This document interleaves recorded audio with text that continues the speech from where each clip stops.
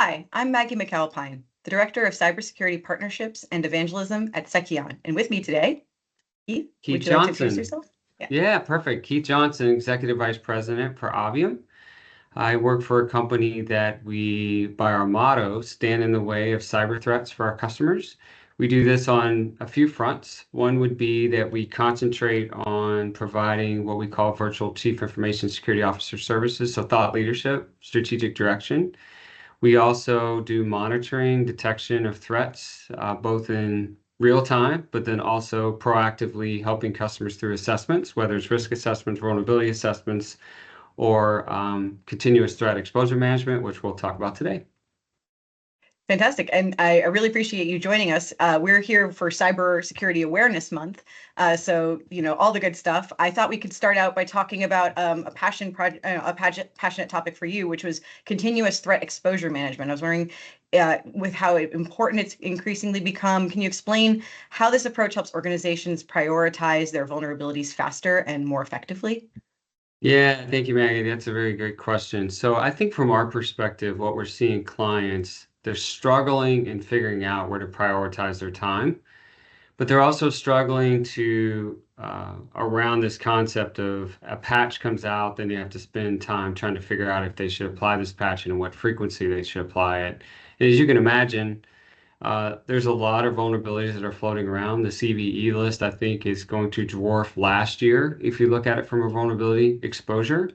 And so from that perspective, we feel like that we can provide a thoughtful solution back towards our customers that helps them with this prioritization, but also does it at a faster sequence. So for example, in the Verizon database report, they had noted that 50% of the patches have not been patched after they've been released to what they call the known exploitable vulnerability list, meaning that they're already in the wild, there's already exploits on it, and they've told customers that they should patch immediately based on some frequency. And unfortunately, they've not done that. And so what they're finding is these patches still exist even after 55 days. 50%, that's a very large number. And so how do they know that these things are in their environment?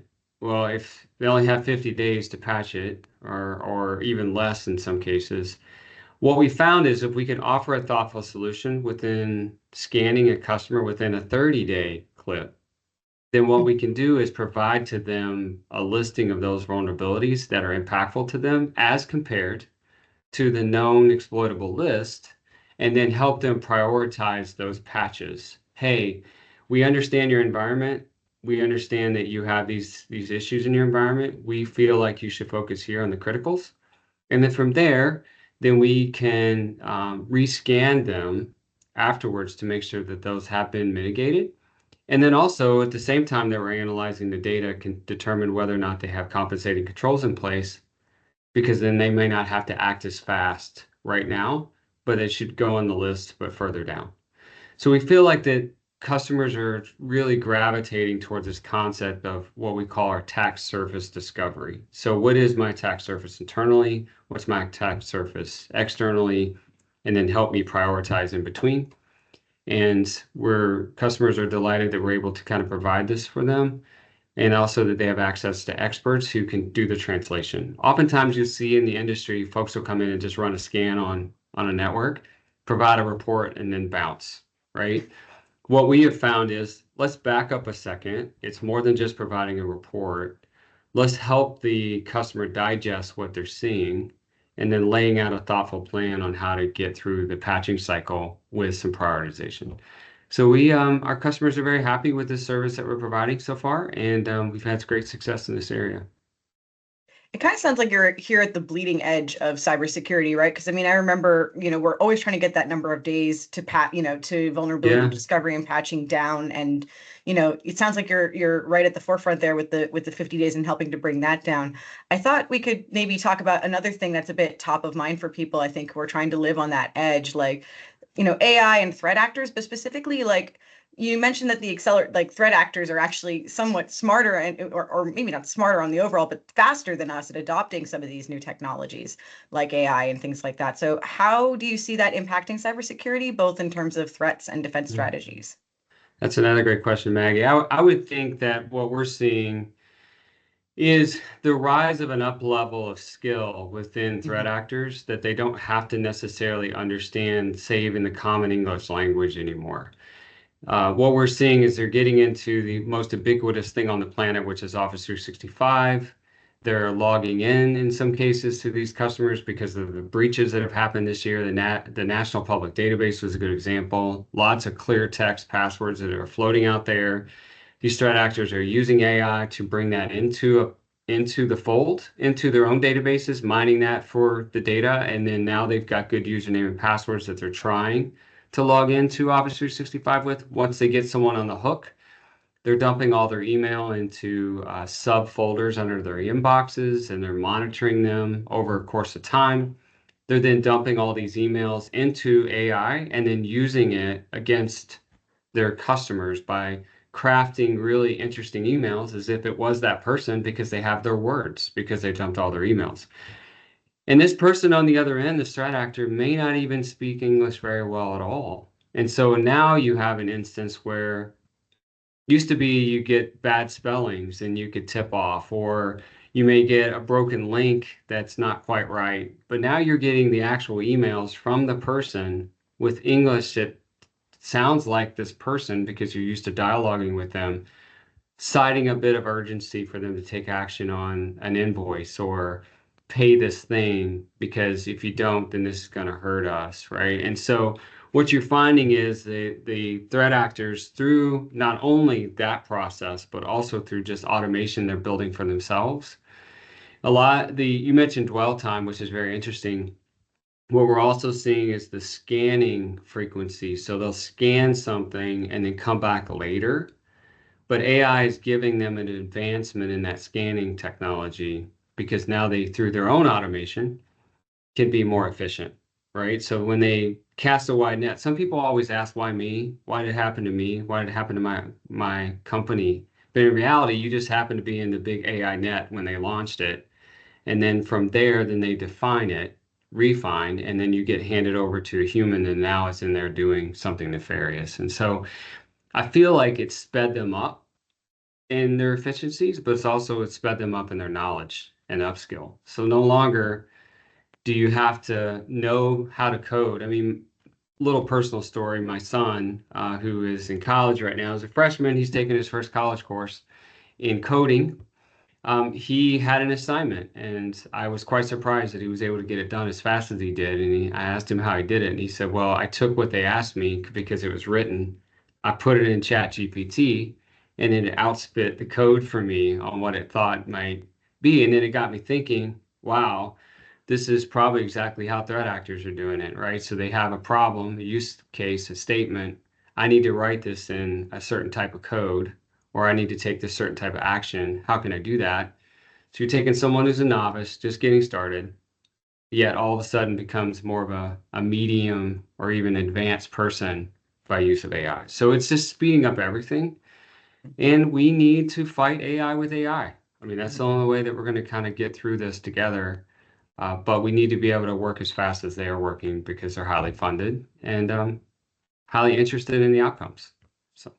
Yeah, it's just that force multiplier effect. You actually said a few things that sort of scared me a bit there. Like, how would you be able to determine, using, if it's mining somebody else's emails, that it's not them, especially if it's something that comes across as urgent? That's social engineering 101. That's right. To hijack someone's brain with, do this now or we're in trouble or your family's in trouble, or things like that. But also just, yeah, that turning even a novice, whether it's in the English language or in programming, into at least they often say that AI, especially these LLM styles, kind of bring everybody to mediocre. It's not going to write you, the great American novel, but it will write you a serviceable email, or will give you serviceable That's right. code, and getting, That's right. but that's such a huge leap from that beginning to that, middle. And yeah, I don't know what else, of course they would just do what your son did, in school, and thus you suddenly are sitting on many more resources than you had before, and you can get really, really tailored there. That's actually, I felt like some more like gray hairs coming, my hair going a bit white, some of that. Well, Maggie, could we possibly see Yeah. a little bit of threat dialogue from a threat actor before the actual event occurs because they've gotten so good at mining the emails that they actually dialogue. You and me, a threat actor gets in my email and I'm dialoguing with you about getting together on this presentation and then realize that you're not talking to me. You're talking to somebody that has gotten into my box before the question's ever asked or the thing that they want is asked, right? So I think there's probably a time that's coming where they're going to step into more of a personal narrative with someone to build rapport before they go for the ask.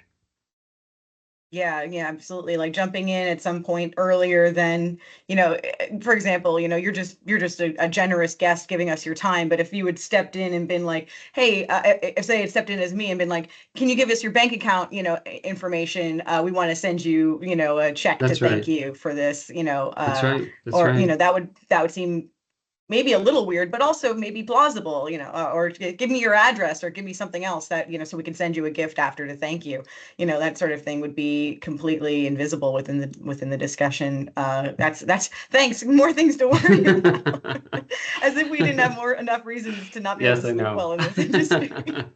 Well, the key is you mentioned again, I go back to dwell time. It's Yeah. it's being able to detect that they're in the environment. How fast can we do that, and how fast can we get them out, right?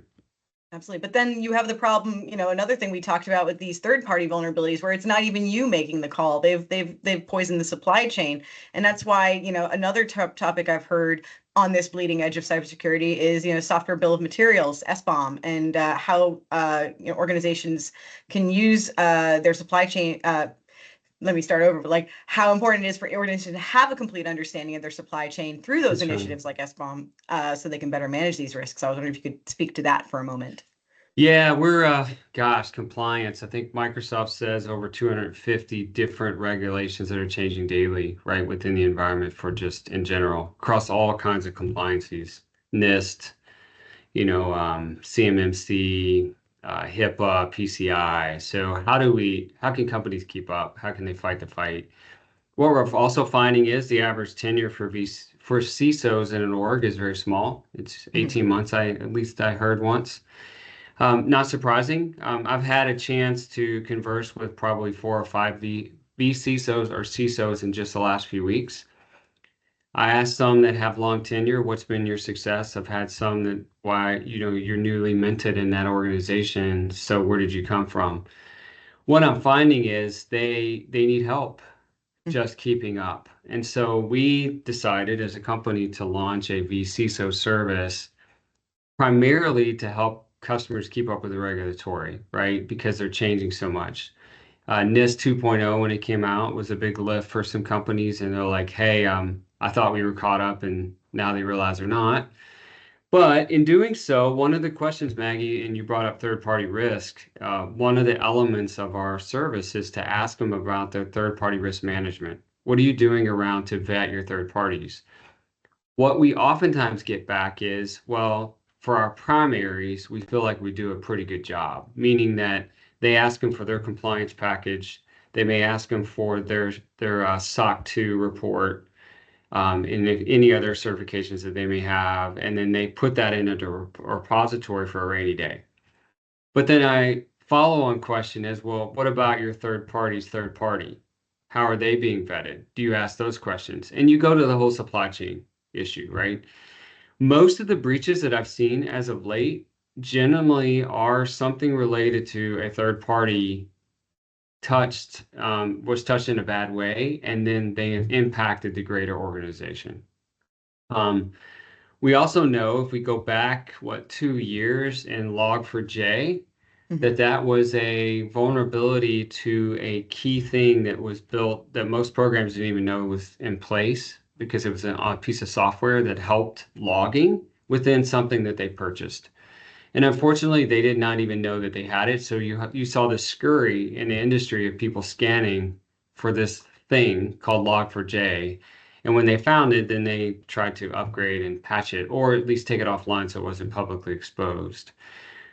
Wouldn't it be a better approach that if you're provided a piece of software from a vendor that you buy that's reputable, that you've already vetted, maybe you have their SOC 2, that you ask them for a software bill of materials that includes all the things that they've used to build their software, right? To make it great for you to use for your company so that when a next Log4j gets announced, you know by looking at your list whether or not you have that piece of software and you should take action. Instead of everything's on fire, we have to scan everything, right? So it's more about what they call secure design, right? Securing your coding, looking through the policies and procedures of you doing that, but it's also being transparent and being accountable for the software you use. One thing about I think it's the GNU license, right, that a lot of people leverage for like Linux and things. They are able to build pieces of software a lot faster. But unfortunately, a lot of times those pieces of software require the industry to give weight to support and patch them. So it's not like you have a 1-800 hotline you can call and say, I need a patch, right? So you may be stuck until someone finds the hole and then patches it appropriately, and then you see the benefit. But at that point, you're looking for a compensating control, locking something down. So I think it's just more, like I mentioned, transparency. It's more about documenting the stuff that you use and vetting it, and then looking at not only your third parties, but who your third parties do business with, to me is majorly important. It is something that I think customers are struggling with because there's so many. And so our process really is to kind of step in and teach companies how to fish, right? Get them in, get them the portal, go through the first maybe 5 of those, and then let them take it internally from that to help them save cost. Like use the same model, but go vet the rest of them, get them on a list, and then ask for these things downstream. Mhm. You said something interesting there that I thought would maybe close this out, which is just this concept of secure by design, working security into the process from the beginning. I know Yeah. this is a really hot topic for a lot of organizations, but also just in general, making sure that there is a culture of security awareness, not among your programmers, but also among your other parts, your other departments, other parts of your business. I was wondering if we could just close out on like how can organizations shift from a focus on preventing mistakes and things like that to empowering employees as proactive risk managers and making that cybersecurity culture, holistic throughout the entire organization. Yeah, great question as well to close this out. You said something very important to me was work culture. We have to build a culture of security awareness. Mhm. I think what happens right now is the emphasis is on, well, we train a trainer, we provide a training opportunity for that end user so they can check a box and we move on. Yeah. But how do we really test resilience? How do we move to where we're doing a more thoughtful process of maybe campaigning our users to make sure that it's sticking, the training actually got applied?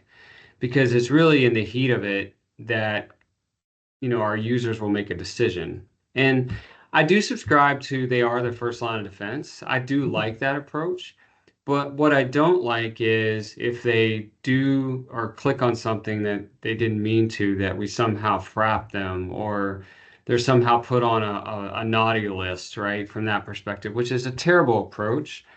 That's not really teaching them resilience. That's teaching them that, you know what, I don't want to do that again. I'm not going to raise my hand the next time, right? What we want to do is build a culture where, hey, don't click on that thing. I just got it. Like, hey, everybody. And so it's more of they serve as the National Weather Service internally, that there's been an early detection of some event, right? And now you're vocally using your power as a notifier to notify both IT, but that's also internally. And it now becomes more of a culture champion thing. And it's more prideful in that way, right? Hey, we got you. IT was trying to fool me this time, but they didn't happen, right? So at that point, then it just manifests itself, I think, throughout the organization. I saw some folks who give awards, or maybe they do a recognition for, hey, they caught this, and I think you and I had previously Yeah. discussed about maybe, hey, this got caught in 10 minutes. Wow, can Right. we do better next time, right? As well, Mhm. right? So great job, team. Fastest we've ever done it. Can we go for 9? Right. Mhm. So then now it's a mission for the company to really kind of foster this forward. But to me, resilience, if you can change the word security awareness training to security awareness or resilience, I think would be a very powerful phrasing for companies. Yeah, absolutely. Not shooting the messenger, getting everybody in on it in a positive sense. I think those will That's be right. huge needed, yeah, cultural shifts in Yeah. cybersecurity. And I think that's it for our Cybersecurity Awareness Month interview. Keith, thank you so much for your time and for sharing your knowledge and your deep experience with us. Well, thank you. I appreciate it. Thank you, Maggie. Thank you, Seceon, for the opportunity.